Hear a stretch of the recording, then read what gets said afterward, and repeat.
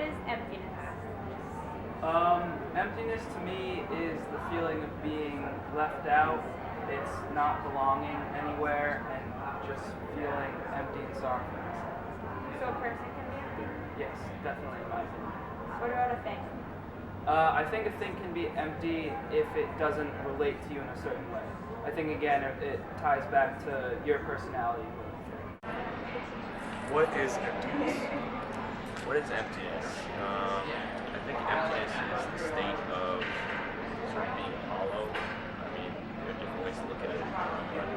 Think of more than just something being physically empty. It's about, I think, being apathetic, lacking feelings, maybe being so tired or so. Wherever you want, you can take your point. Just so exhausted that you don't even know what to think or feel yet. What is emptiness?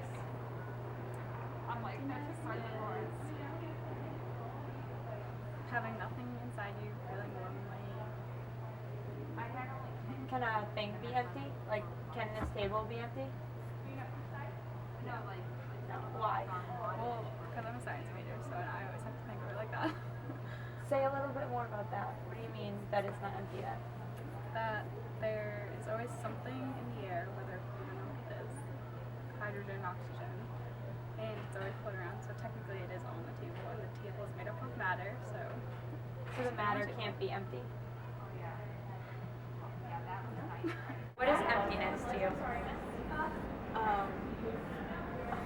What do you think of when you see the word empty? I think of like a cup. What about the cup? Describe it. An empty cup. It's glass, it's empty. So there's nothing in it?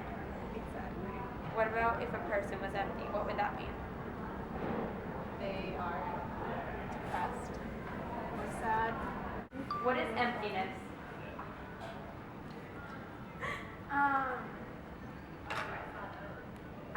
It's what comes to mind is like not believing in something, like not having something to believe in, I guess.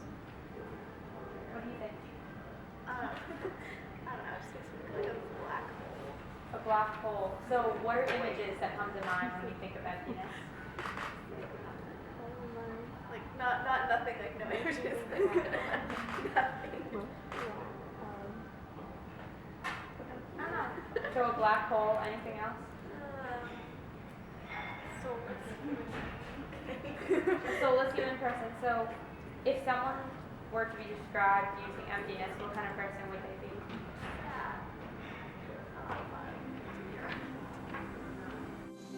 Siddhartha Gautama was born to be someone special. It was known that he would either rule the world or change it. He lived a lavish life full of riches. When he escaped the palace walls, one night he was exposed to sickness, poverty, and death.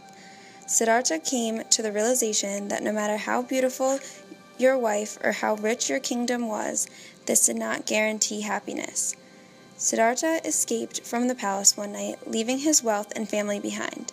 Siddhartha retreated to the countryside, where he experimented with different forms of meditation and reflection. Finally, after many failed attempts at reaching enlightenment, Siddhartha sat under a bodhisattva tree where he stayed and meditated. It was here that Siddhartha reached Buddhahood and enlightenment.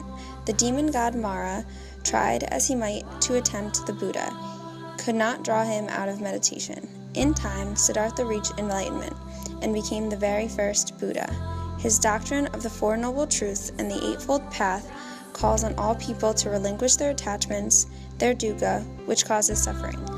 By accepting emptiness and by relation impermanence, we can understand the world for what it is and ascend to a state of being beyond samsara, the constant cycle of birth and rebirth that traps humans. By accepting impermanence, Buddhists become enlightened. By accepting change, Buddhists find happiness. In the Western world, secular individualism fuels democracy, capitalism, and social reform. Individuals, in competition with one another, often seek self-interest and financial success. To be empty in the Western world, it is not to be void of something, whether it is finance, success, happiness, or love. Yet Nagarjuna's doctrine of emptiness provides a context for interrelatedness, interdependency, and love. The doctrine of emptiness provides the foundation for Mahayana Buddhism through the concepts of Anatman and Pratityasamutpada. Nagarjuna, known by many names in many countries and doctrines, was a thinker who expanded the Buddhist ideas of emptiness to encompass all things.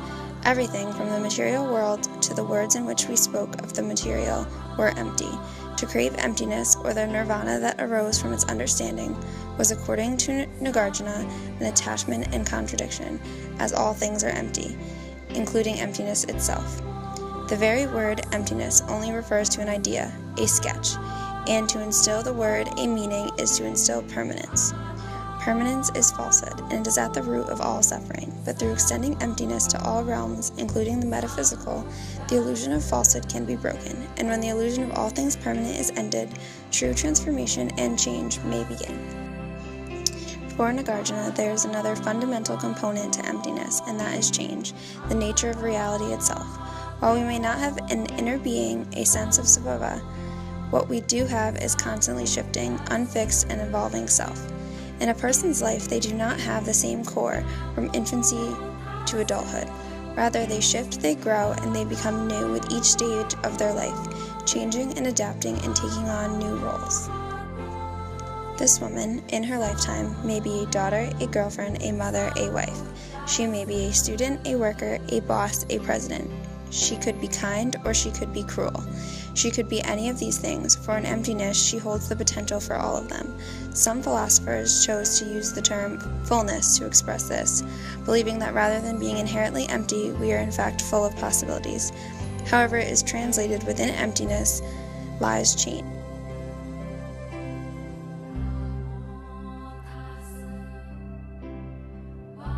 So for our interreligious ethics class, we're studying Mahayana Buddhism, and emptiness is the idea of the equivalent, like for nirvana. It's the realization that you don't need to be attached to anything, that life is always changing. So in that way, do you think that people can still be empty? Or what do you think of emptiness now? Probably not if they're.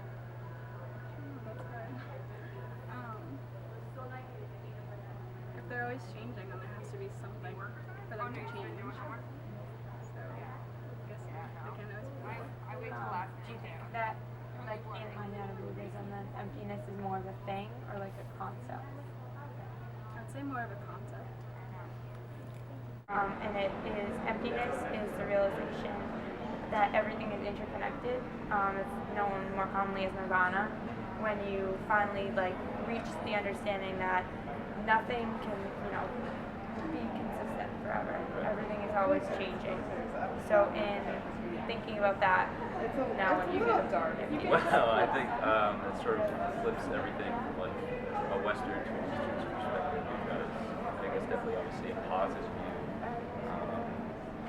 Emptiness in the sense, correct me if I'm wrong, but emptiness in the sense that you realize that everything is interconnected, so you don't have to sort of stress out. I am empty.